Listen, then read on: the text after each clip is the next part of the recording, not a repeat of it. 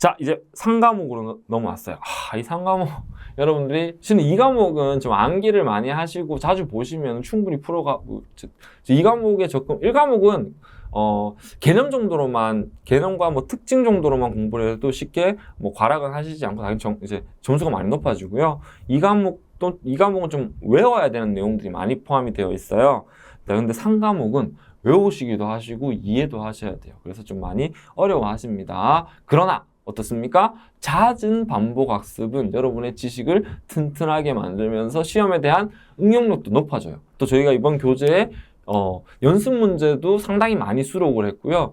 기출도 거의 한 10회 가까이 수록을 해놨어요. 거기 있는 문제만 과락 없이 풀어내신다고 하면 뭐 ADS-P는 아주 쉽게 자격을 취득하실 수 있으니까 잘 기억을 해주시고, 근데 다만 그 중에서 가장 중요한 능력은 이 데이터 분석이다. 왜냐? 시험 과목도 데이터 분석 준 전문가잖아요. 그래서 그렇습니다. 자, 그 중에서 회귀 분석.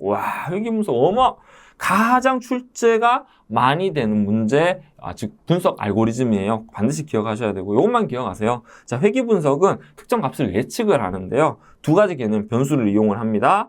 독립 변수와 종속 변수. 자, 독립 변수는 즉 우리가 종속 변수의 인과관계를 확인하기 위해서 사용하는 여러 변수들을 이야기하는 거고요. 종속 변수는 즉 알고자 하는 정답을 이야기하는 거예요. 그래서 이 두 가지 기억을 해 놓으시고, 이 두 가지에 뭘 분석하는 거다? 원인과 결과의 관계를 분석하는 게 회귀 분석이에요. 자, 그럼 요 틀에서 문제를 보기를 봐볼게요. 독립 변수와 종속 변수의 사이를 모형으로 나타내고 두 변수 간의 관계를 바로 정답을 이야기를 하고 있네요. 아까 제가 말씀드렸던 그대로 보기가 나와 있습니다. 자, 2, 3, 4번 보기 더 볼게요. 중요하니까. 독립 변수의 수가 많아지면 모델이 설명력이 증가하고 모형이 단순해진다. 아닙니다. 독립 변수가 늘어나면 설명력은 일부 증가할 수 있어요. 그렇지만 관계없는 독립 변수에 의해서 설명력은 또 반대로 떨어질 수가 있습니다. 그리고 모델의 복잡도는 높아지게 돼 있어요. 그래서 틀린 답이 됩니다. 명목형 변수는 회귀 분석에서 더미 변수화에 사용할 수 없다가 아니라 있습니다. 이건 조금 어려운 개념이긴 한데, 이 독립 변수와 종속 변수는 둘 다 연속형 변수예요. 명목형 변수는 뭐예요? 남, 여, 즉 얘는 1, 0. 즉 이 수치적 의미가 없는 데이터를 우리가 명목형 변수라고 하거든요. 근데 회귀 분석에서는 이걸 쓸 수가 없어요. 근데 이걸 쓰게 하기 위해서는 연속형 변수화를 시켜줘야 되거든요. 그걸 우리는 더미 변수화 혹은 가변환이라고도 표현을 합니다. 그래서 이렇게 해줘야 쓸 수가 있어요. 그래서 이거는 더미 변수화에 사용할 수 있게 됩니다. 그래서 틀린 게 되는 거고요. 종속 변수들 간에서 강한 상관관계가 나타나는 다중 공정성 문제가 발생할 수 있다? 아닙니다. 종속 변수가 아니라 독립 변수들 간에 강한 관계가 나타나면서 결과가 왜곡될 수가 있습니다. 그걸 다중공선성 문제라고 해요. 정답은 1번이 되겠습니다. 자, 이번에는 18번 문제 살펴보도록 하겠습니다.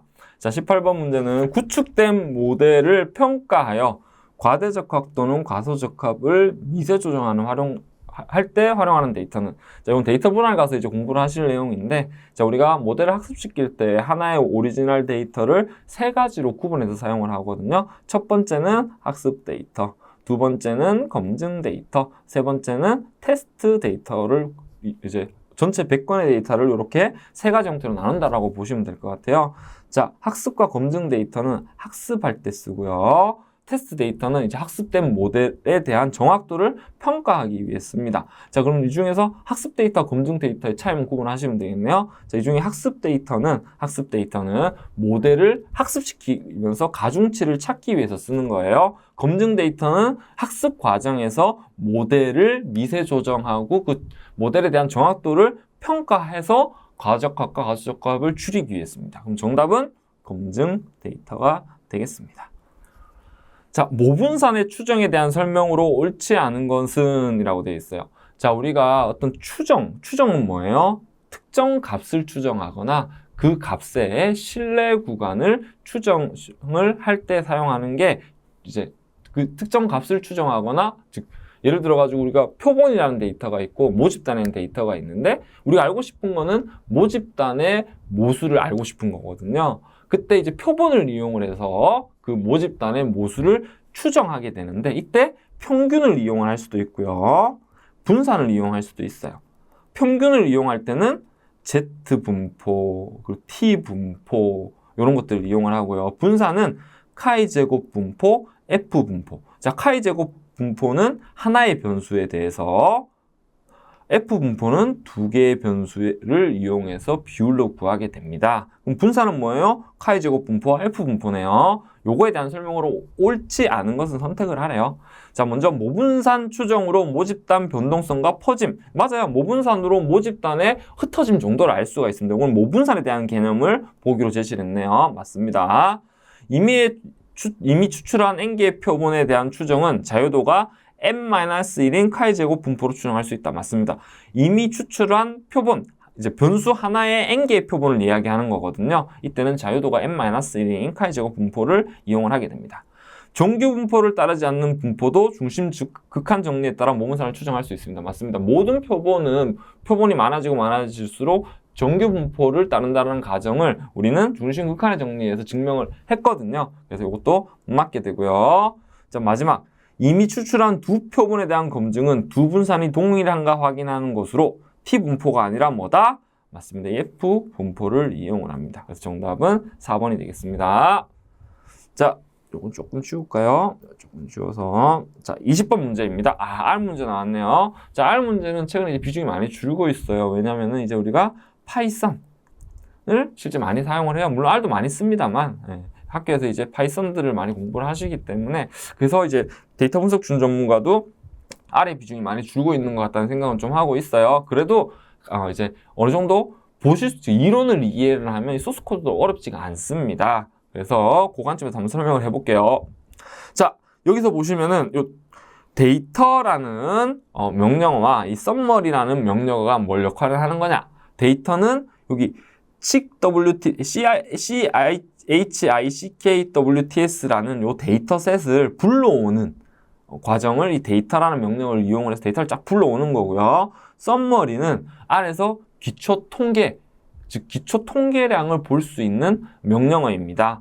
자, 그랬었을 때 차이가 뭐가 있냐면 변수가 연속형, 수치 정보이거나 범주형, 아까 우리 명목형이라고 공부를 했었었죠? 에 따라서 표현하는 방법이 달라요. 연속형은 숫자적인 의미를 가지고 있기 때문에 평균이라든지 중앙값이라든지 사분위수 범위 등을 연속형 변수는 딱 보여주고요. 썸머리 함수로 범주형 변수는 그 범주의 그룹에 대한 카운트를 보여줘요. 그럼 남자 13건, 여자 12건 이런 식으로 보여주게 됩니다. 자, 근데 실제 우리가 이 치킨 CHICKWTS 데이터셋은 뭐냐? 어떤 데이터셋이냐 하면 닭의 성장률에 대한 사료 보충제 효과를 데이터셋으로 만들어 놓은 데이터예요. 그래서 이거를 실제로 썸머리 함수 결과로 딱 봤더니 웨이트, 무게는 연속형 변수입니다. 피드, 사료의 종류예요. 그럼 얘는 범주형 변수예요. 그래서 연속형 변수에 대해서는 뭐 나왔어요? 평균도 나오고 최소값도 나오고 사분위수 범위값도 나왔고요. 사료의 종류는 종류별로 데이터가 몇 건이 있는지를 이렇게 딱 보여주고 있어요. 자, 그래서 그걸 한번 분석을 해볼게요. 자, 웨이트 변수의 중간값은 뭐다? 261.3이래요. 근데 미는 뭐예요? 평균을 이야기하는 거죠? 틀렸습니다. 평균이 261.3이고 중앙값이 메디안이거든요. 258이어야 되겠네요. 자, 피드, 사료의 종류 중 소이빈 찾아볼까요? 여기 있네. 소이빈은 14건이에요. 즉 소이빈 수가 가장 많다. 맞네요. 그죠? 14건이 가장 많은 걸 알 수가 있어요. 자, 레인지의 결과값은 108에서 423이다. 즉 웨이트, 요 치킨 데이터셋에서 웨이트 변수의 레인지 값은 108에서 423. 자, 레인지는 뭐예요? 최소와 최대값을 얘기하는 거죠. 그럼 여기 보니까 미니 108, 맥스가 423이네요. 네, 맞습니다. 피드는 범주형 데이터. 맞죠? 피드는 사료의 종류를 나타내는 범주형 데이터예요. 문제를 보니까 옳지 않은 것은이에요. 그래서 정답은 1번이 되겠습니다. 자, 사회 연결망 분석. 자, 요거는 제가 데이터 분석 준 전문가 시험에 좀 클레임을 하고 싶은 내용이에요. 왜 그러냐면은 데이터 분석 준 전문가의 목차를 쭉 살펴보시면 사회 연결망 분석이 들어갈 수 있는 영역이 없어요. 없는데 최근에 자꾸 출제가 되고 있습니다. 그래서 제가 저희 교재에 보시면 해설 영역의 사회연결망 분석에 대해서 상세하게 설명을 해놨어요. 자, 좀 요약해서 설명을 드리면 뭐냐?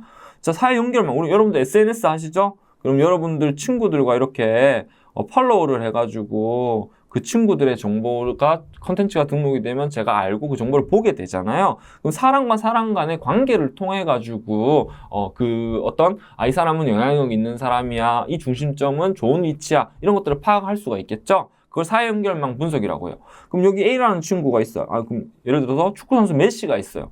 축구선수 메시의 팔로워들은 어마어마하게 많잖아요. 그럼 어때요? 메시는 인플루언서, 즉 영향력이 있는 사람이라는 걸 알 수가 있어요. 자, 이런 식으로 분석하는 건데 그때 분석 기법들이 몇 가지들이 있습니다. 그 중심성 분석에는 연결 중심성, 근접 중심성, 매개 중심성, 그리고 추가적으로 고유 벡터 중심성 이런 게 있고요. 그 외에도 이웃 분석, 응집도 분석 이런 기법들이 있어요. 근데 그 중에서 지금 보기는 뭐냐? 사회연결망 분석이 아닌 것은 이라고 했죠. 그래서 정답은 링크 중심성이라는 단어는 없습니다. 그래서 요 세 가지를, 즉 요거는 뭐라고요? 중심성 분석이라고 했죠. 중심성을 파악하는 중심성 분석에는 요 세 가지 플러스 고유 벡터 중심성이라는 거 있다라는 정도로 보시고, 그 해설집에 이 문제의 해설집에 보시면은 제가 요 내용에 대해서는 별도로 정리를 해놨으니까 그 내용 한번 체크해 봐주세요. 이번 37에도 문제가 한 2문제 정도 출제가 됐더라고요. 자, 다음은 다차원 척도법에 대한 설명으로 알맞은 것은 이라고 했어요.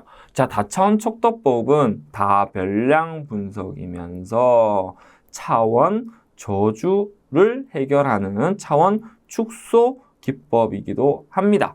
자, 그래서 어떻게 하는 거냐면 데이터와 데이터 간의 유사성과 비유사성을 측정을 해가지고 얼마나 떨어져 있어, 얼마나 근접할 수 있어 등을 또 이제 확인할 수 있는 기법이기도 해요. 자, 그래서 내용을 한번 살펴보면은, 보기를 보면은 고차원의 데이터를 저차원 데이터로 축소하는 방법, 맞아요. 독립 변수들 간 다중 공존성 문제를 해결할 수 있다. 맞습니다. 왜냐하면 각각의 변수들의 관계를 또 이제 두 개의 변수의 관계를 하나의 값으로 줄일 수가 있기 때문에 변수의 특성을 가지고 줄인 효과를 가져갈 수가 있어요. 그렇기 때문에 다중공존성을 해결할 수가 있습니다. 자, 2번. 여러 변수들의 데이터를 서로 상관성이 높은 변수들의 선형 결합으로 만들어 변수들을 요약 축소하는 기법이다. 요거는 어떤 거에 대한 설명이냐면 PCA, 주성분 분석에 대한 설명이에요. 그래서 틀린 게 되는 거고요. 개체들의 유사성을 이용하는 점에서 군집 분석과 동일하다. 군집 분석과 비슷한 특징은 있지만 목표 자체가 틀립니다. 얘는 아까 뭐라고 했어요? 차원 축소라고 했죠. 그래서 정답이 아닙니다.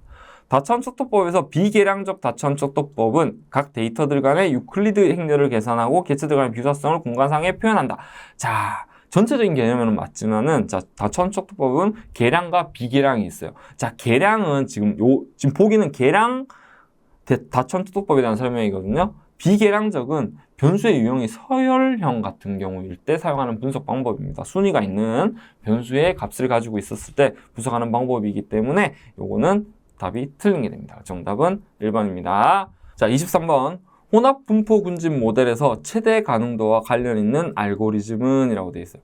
자, 혼합 분포 군집 모델이에요. 그죠? 군집 모델이고, 그럼 군집은 뭐예요? 데이터 유사성과 비유사성을 가지고 이런 집단을 찾아내는 비지도 학습이기도 합니다. 자, 근데 이 중에서 최대 가능도와 최대 사후 확률을 이용하는 알고리즘이 있어요. 그 알고리즘은 EM 알고리즘입니다. EM 알고리즘. 요거는 실제 이제 혼합 분포 군집, 즉 EM 알고리즘은 이 혼합 분포 군집 수를 알려주고 그 안에서 필요한 각각의 데이터에 대한 최대 가능도를 찾아서 그걸 확률 기반으로 측정을 하게 되는 방법이거든요. 그래서 EM 알고리즘, 혼합 분포 군집, 최대 가능도, 최대 사후 확률 나오면 뭐다? 네, EM 알고리즘. 이렇게 딱 기억해 주시면 쉽게 답을 쓰실 수가 있을 것 같습니다. 자, 다음은 어마어마한 결과가 나왔어요. 실은 이 부분은 실제 파이썬이라든지 R로 한번 돌려보지 않으면은 쉽게 좀 이해할 수가 없는 내용이에요. 그래서 제가 그래도 문제를 푸셔야 되니까요. 자주 나오는 내용하고 요 문제에 대한 해설을 제가 정리를 해 드릴게요. 자, USA 레세스라는 데이터 셋이 있대요. 자, 얘는 뭐냐면은, 자, 1973년에 미국 50개 주의 10만 명당 범죄 횟수와 인구 비율과, 그리고 뭐 이제, 폭력 범죄 수와 그 강간 건수를 데이터셋으로 만들어 놓은 데이터 집합이에요. 그럼 이 데이터를 이용을 해가지고 주성분 분석은 뭡니까? 주성분 분석을 할 건데, PCA라고 말씀드렸죠? 얘는 어디에 쓰이냐면은 차원을 축소할 때 가장 많이 쓰는 알고리즘이에요. 그럼 이런 거야. 이 4개 변수를 자, 2개로 짜잔 하고 줄여버리는 거예요. 그런 용도로 이제 사용하는 알고리즘인데, 자, 먼저, 자, 데이터하고 불러왔어요. 데이터를 불러왔고요. 헤드 해가지고 이 데이터의 정보를 이렇게 요약해서 한번 살펴봤더니 4개의 변수가, 즉, 요약이라기보다는 5건. 헤드는 전체 데이터 로우에 값을 미리 한번 보는 명령어이거든요. 5건을 찍어봤더니 이런 데이터가 있어. 즉 변수는 murder, assault, abandon, rape 이런 변수가 있고 각각의 데이터는 이런 것들이 있다는 걸 보여주고 있네요. 자, 바로 이게 프린컴프라고 하는 PCA 함수를 이용을 해가지고 방금 우리가 불러온 데이터셋을 넣었고, 자, 그리고 데이터셋을 넣어가지고 확인을 해봤어요. 즉, 넣어서 요 만든 모델을 USA 프린컴프라는 데 넣고요. 넣은 결과값을 썸머리로 출력을 해봤어요. 그랬더니 요 결과가 나옵니다. 자, 요 표를 이해하시면 가장 좋아요. 자, 뭐냐면은 여기 뭐가 돼 있냐면 누적 기여율이 맨 밑에 있거든요. 자, 이런 거야. 내가 변수를, 네가 4개 변수가 있었는데 4개 변수를 그대로 하면은 여기 누적 기여율이 얼마입니까? 1이죠. 전체를 설명하고 있다 이 뜻이에요. 자, 그러면 한 개 변수만 이용했더니 전체 62%를 설명하고 있어요.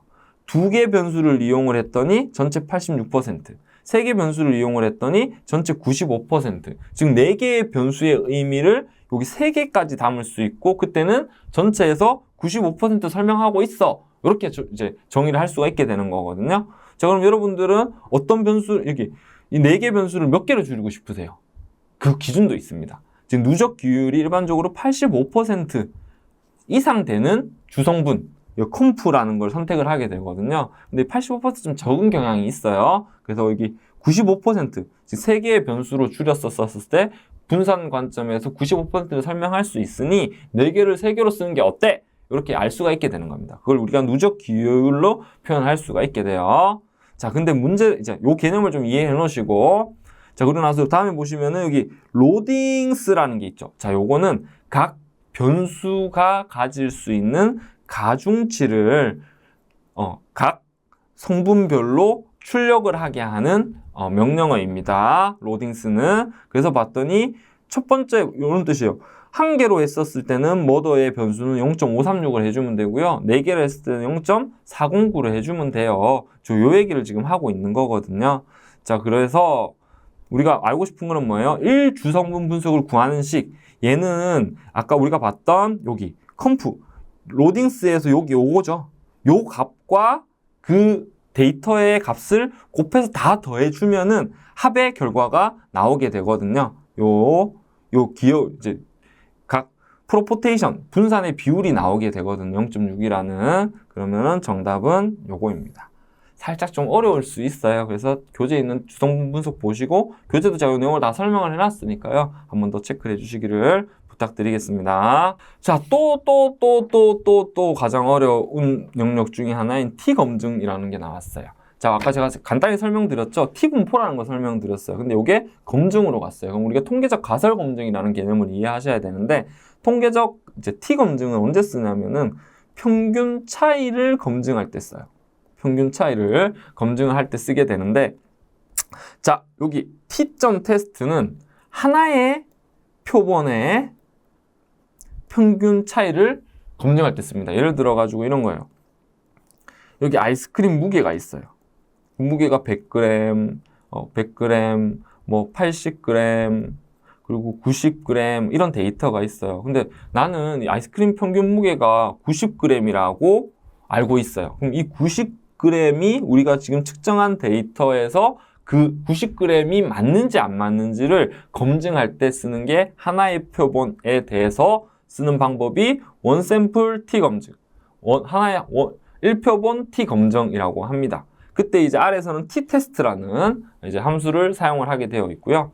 자, 이걸 한번 해석을 해보면 데이터 불러왔죠? 웨이지. 자, 그럼 웨이지는 이건 급여 데이터를 저장해 놓고 있는 데이터셋이에요. 그 안에서 웨이지 변수, 달러하고 웨이지라고 되어 있죠? 웨이지 변수 하나에 대해서 T 검증을 할 건데 평균이 100인지를, 급여가 100인지를 검증을 해라 라는 뜻이에요. 그래서 이렇게 해서 수액을 딱 시켜봤더니 밑에 있는 요 결과가 나왔습니다. 그래서 보니까 T값은 이제 검정 통계량이 15가 나온 거 알 수가 있고요. DF는 표본이거든요. 표본수는 이제 T 검증을 할 때는 n-1 자유도를 이용을 해요. 그럼 299라는 얘기는 우리가 사용한 데이터는 얼마다? n은 3000개다라는 걸 알 수가 있게 돼요. 자, 그리고 이 T 값에 대한 확률이 2.22-16이라는 뜻은 뭐냐면 0.0000이 16개라는 뜻입니다. 그럼 0이란 뜻인 거예요, 요거는. 자, 그리고 나서 봤더니 유의수 95%의 신뢰 구간을 검증할 거야. 요 얘기는 또 뭐가 되냐면 유의 수준은 5%라는 뜻이에요. 5%. 자, 그렇게 설명을 할 수가 있고 신뢰 구간은 110에서 113이라고 합니다. 그리고 샘플의 지금 방금 주었던 요 샘플의 평균은 111이래요. 자, 이 얘기야. 야, 우리가 샘플을 실제로 측정을 해봤더니 평균이 111인데 이 111은 100g이냐 100g 안에 포함이 되냐 이 얘기를 하고 있는 거야. 요걸 그림으로 한번 표현해주면 이렇게 됩니다. 이렇게. 자, 지금 나온 결과를 신뢰 구간 관점에서 한번 설명을 해보면 평균이 111이고요. 유의 수준이 5%, 즉 2.5%인 영역의 값이 113.1914. 여기 반대 왼쪽에 있는 값이 110이에요. 그럼 요 퍼센트가 뭐냐면 요게 2.5%, 여기도 좀 그림이 좀 잘못됐는데 요게 2.5%란 뜻이에요. 그래서 실제 이 100이라는 값이 이 평균 안에 있냐 이 얘기거든요. 100 여기 없잖아요. 그래서 그 T 값을 구해봤더니 T 값이 여기 15라는 거야. 그럼 T는 여기 T 값은 0, T는 평균이 111의 값이 0이거든요. 그럼 여기에 있는 값은 뭔지는 모르지만은 우리가 선택한 이제 계산한 검증 통계량이 여기에 15.36이라는 이런 뜻을 가지고 있어요. 그러면은 가설 검증을 할 때는 아까 제가 얘기했던 요 유의 수준을 가지고 그럼 아마 요 15와 같이 이제 대응이 되는 유의 수준의 검증 통계량은 뭐냐면 이게 1.96일 거예요. 여기는 마이너스 1.96을 얘기하는 거고요. 그럼 15.36이는 뭐예요? 1.96이보다 아주 오른쪽에 거의 확률이 0이라는 뜻이거든요. 이쪽은 거의 없다는 뜻이에요. 그럼 요걸 가지고 가설 검증을 하게 되면 어떻게 되냐? 요 안에 지금 요 영역에 있으면은 기무가설을 채택하고요. 자, 요 영역에 존재를 하기 때문에 뭐예요? 기무가설을 기각하고 대립가설을 이제 채택을 하게 됩니다. 그래서 요 내용으로 이런 많은 내용들을 알 수가 있게 되는데요. 자, 그럼 보기 한번 살펴볼게요. 문제는 해석으로 옳지 않은 것은 이라고 되어 있네요. 자, 한 집단의 평균에 대한 T 검증 결과이다. 맞죠? 자, 유의 수준은 아까 신뢰 구간을 95%라고 했기 때문에 유의 수준은 5%, 0.05가 맞습니다. 자, 기무가설은 기각됐나요? 기각되지 않았나요? 채택력이 없기 때문에 기무가설은 기각되었죠. 그럼 이건 틀리게 됩니다. 지금 보시면은 평균이다, 아니다라고 했기 때문에 양측 검증 결과를 보여주고 있고요. 자유도는 299가 맞게 됩니다. 그래서 정답은 2번입니다.